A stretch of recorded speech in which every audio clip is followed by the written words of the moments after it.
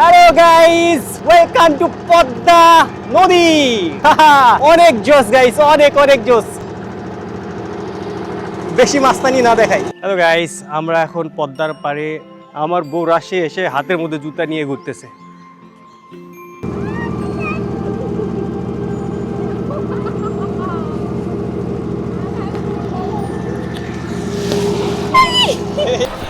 এই ট্রেন চালা চলাচ্ছে নাকি? Run. হ্যালো গাইস, আমরা রাজশাহীতে যাওয়ার জন্য স্টেশনে এখন ওয়েট করতেছি। 8:45-এ ট্রেনের টাইম নিয়ে আছে, এখন 8:40 বাজে। কিছুক্ষণের মধ্যে ট্রেন চলে আসবে। আর রাজশাহী লোকজনেরা এখানে ওয়েট করতেছে ট্রেনের জন্য। আমরা রাজশাহী কোথায় কোথায় যাবো বলো? হ্যাঁ,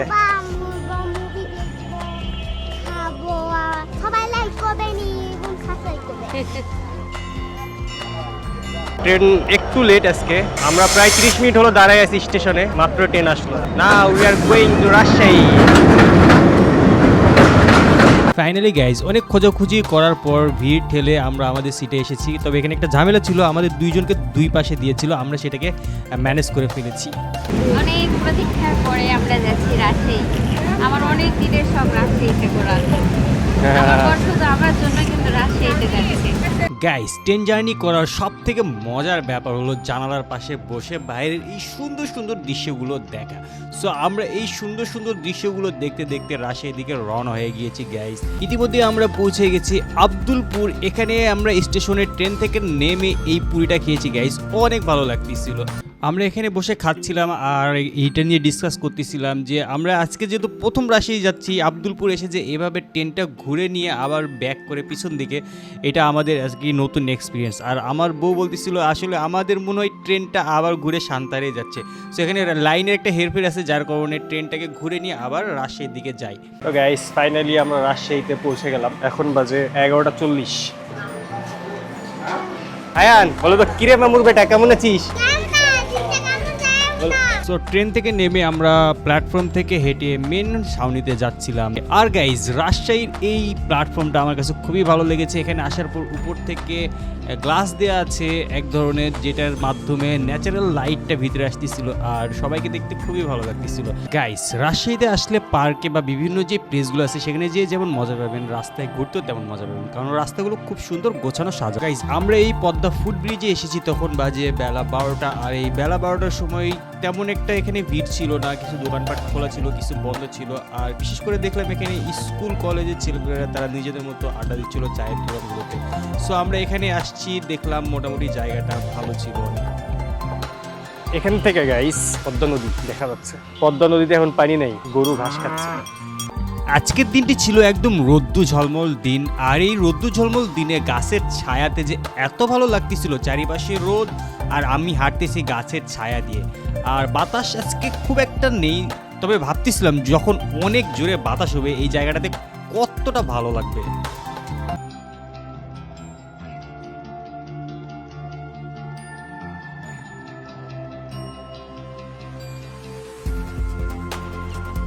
বিশাল পদ্মা গাইস, বিশাল পদ্মা,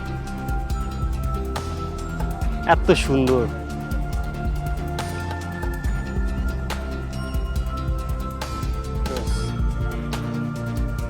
যখন অনেক পানি হবে তখন আরো বেশি ভালো লাগবে এখানে আসলে। তোমার স্বপ্ন পূরণ হলো বলো? হ্যাঁ, আমার সব রকম নৌকা তুলবো। নৌকা তুলে সরের যাব। কেন? মন চাচ্ছে। বাবা, ওই রোজ দিলে স্কিন পুরো কালো হয়ে যাবে একদম। গাইস, রাজশাহীর এই টি বাঁধটা একদমই দেখতে টি শেপের মতো, সোজা এসে দুই দিকে দুইটা রাস্তা চলে এসে। হ্যালো গাইস, ফাইনালি আমরা পদ্মার পাড়ে চলে এসেছি গাইস। মানে বিশাল একটা পদ্মা নদী, অনেক সুন্দর লাগতেছে। আর এই টিবাদটা আসলেই অনেক সুন্দর জায়গা। গাইস, আপনারা ক্যামেরাতে যেমনটা দেখতে পাচ্ছেন অনেক সুন্দর, অনেক অনেক সুন্দর, রিয়েল লাইফে দেখতেও অনেক সুন্দর। গাইস, আমরা এখন পদ্মার পাড় থেকে নৌকাতে করে পদ্মাতে ঘুরতে যাব। টিবাদে আসলে এখান থেকে আমরা নৌকাতে উঠতে পারবো। এখন আমাদের নৌকাটি ওই সামনে একটা ঘাট আছে, ওখান থেকে মানুষ পিক করতে গেছে। গাইস, আমাদের নৌকা চলে আসছে, এখন আমরা নৌকাতে উঠবো। ওই যে আমাদের নৌকা চলে আসছে, নৌকাতে উঠে পদ্মার ওই পার যাবো আমরা। সাবধানে নামো। এখন যেহেতু এই নদীতে পানি নেই, তাই এখান থেকে অনেকটা নিচে নেমে আমাদেরকে নৌকাতে উঠতে হবে, তাই আমি সবাইকে সাবধান করে দিচ্ছিলাম। ওই আমাদের নৌকা। গাইস আমরা এখন নৌকাতে উঠতেছি।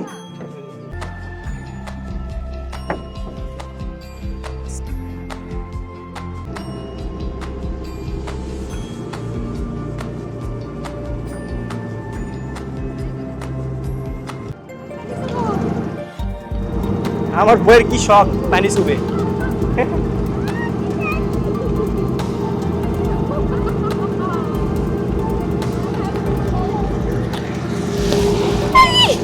আমার কি না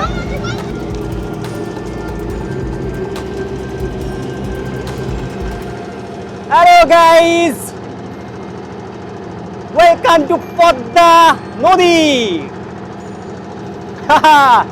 অনেক জোস গাইস, অনেক অনেক জোস। আসলেই অনেক জোস গাইস, কিন্তু এভাবে ভিডিও করতে আমার ভয় লাগতেছিল। বেশি মাস্তানি না দেখাই। চরের একদম কাছে আসতেই মাঝি ভাই আমাদেরকে বললো, ভাই একটু সাবধানে দাঁড়ান, একটু ধাক্কা লাগবে কিন্তু।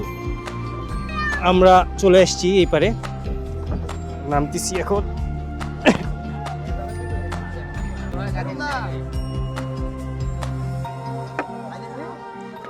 এই নৌকাতে আসলাম, আর এখানে আরো অনেক নৌকা আছে, আর এখানে মাছ ধরতেছে। ভাই এগুলো কি টলা সব মাছ ধরা? ঘাটের নৌকা? এই দৃশ্যটা দেখতে অনেক ভালো লাগতেছিল। ভাইরা এখানে মাছ ধরতেছে, এখানে আমার এই যে ট্রলার আমি আসছি এটা এখানে দাঁড়ায় আছে। একটা হয়তো বা আমার কাছে ডিএসএলআর ক্যামেরা থাকলে খুব সুন্দর সুন্দর ছবি ক্যাপচার করতে পারতাম। এই চরটা দেখতে খুবই সুন্দর, আর প্রচণ্ড রোদ হচ্ছে, এদিকে বালু একদম সাদা স্তর দেখা যাচ্ছে পুরোটা, আর অনেক দূরে সবুজ একটা গ্রাম দেখা যাচ্ছে, একদম আফসা। খালি চোখে দেখতে পাচ্ছিলাম, ক্যামেরাতে আপনারা বুঝতে পারবেন নাকি জানি না। সো এই দৃশ্যগুলো আমার কাছে অনেক ভালো লাগতেছিল। আমরা এখানে প্রায় 20 মিনিট থাকলাম এই চরে এসে। এখন আমরা আবার রওনা করব টিবাদের দিকে। পদ্মার চর থেকে ব্যাক করার সময় আমরা যখন টিবাদের কাছে আসলাম, তখন এই টিবাদটা দেখতে অনেক সুন্দর লাগতেছিল, আর দূরের যে বটগাছ এটাও দেখা যাচ্ছিল, এবং জিও ব্যাগগুলো দেখতে অনেক সুন্দর লাগতেছিল। ওয়াও,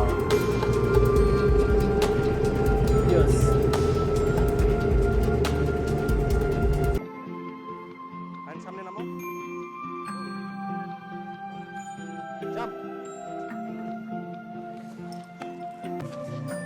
উফ, রোদ, অনেক রোদ। রোদ না হলে বেশি ভালো লাগতো আরো। টিবাদে আসলে অবশ্যই বিকালে আসতে হবে। উফ, জিও ব্যাগের উপর দিয়ে আমরা যাচ্ছি। আমাদের পদ্মার চর ঘোরা শেষ। ঘুরতে ভালো লাগলো, কিন্তু এই নৌকা থেকে এই পার দিয়ে উপরে উঠতে যা কষ্ট। উফ, তরে গেলাম আসলাম, আমাদের দুইজনের ভাড়া লাগলো। কত টাকা লাগলো? 200 টাকা গাইস, আমি জানি 100 টাকা।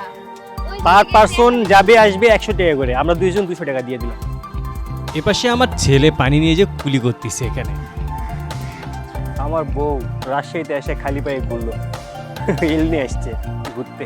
তোমরা কেউ যদি চাও রাজশাহীতে পুরো একটা বিকেল ঘুরে বেড়াবে, কোনো সমস্যা নেই, জাস্ট একটা রিক্সা নিবে, নিয়ে এই রাজশাহীর সুন্দর সুন্দর রাস্তাগুলোতে জাস্ট ঘুরবে, অনেক অনেক ভালো লাগবে। সময় যে কোন দিক দিয়ে চলে যাবে তোমরা বুঝতে পারবে না। সো ইতিমধ্যে আমরা চলে এসেছি কাচ্চিডাইনে। রাজশাহীর এই কাচ্চিডাইন কেমন এবং আমরা কি কি অর্ডার করলাম খেলাম তা দেখতে ইন স্ক্রিনে থাকা ভিডিওটা তোমরা দেখতে পারো। আমরা এখানের এই ভিডিও অ্যাড করলাম না, যেহেতু এমনিতেই ভিডিও অনেক বড় হয়ে গিয়েছে। সো এখানে আসার পরে আমরা দুপুরের লাঞ্চটা করে নিলাম। গাইস আমরা এখন জিআরবি টাওয়ারে সিনে কমপ্লেক্সে চলে এসেছি। আজকে আমরা এখানে দেখব বরবাদ মুভি গাইস, 6টা শো।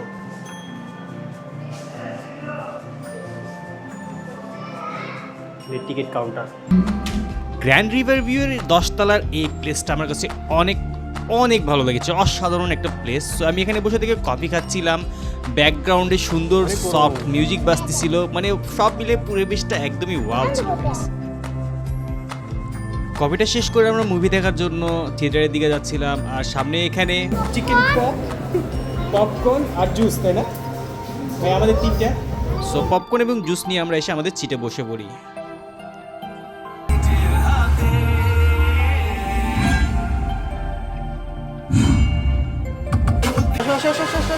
কুইক কুইক কুইক, আমরা এখন খুব জলদি, আমাদের আর 15 মিনিট আছে, আমাদের খুব জলদি যেতে হবে স্টেশনে।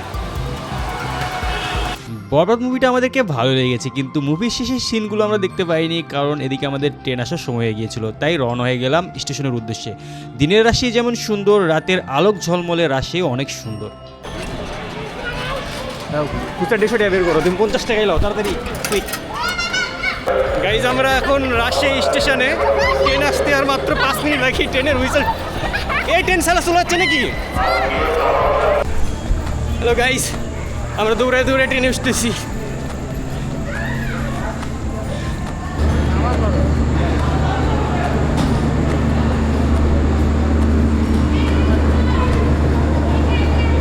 হ্যাঁ আসো আসো।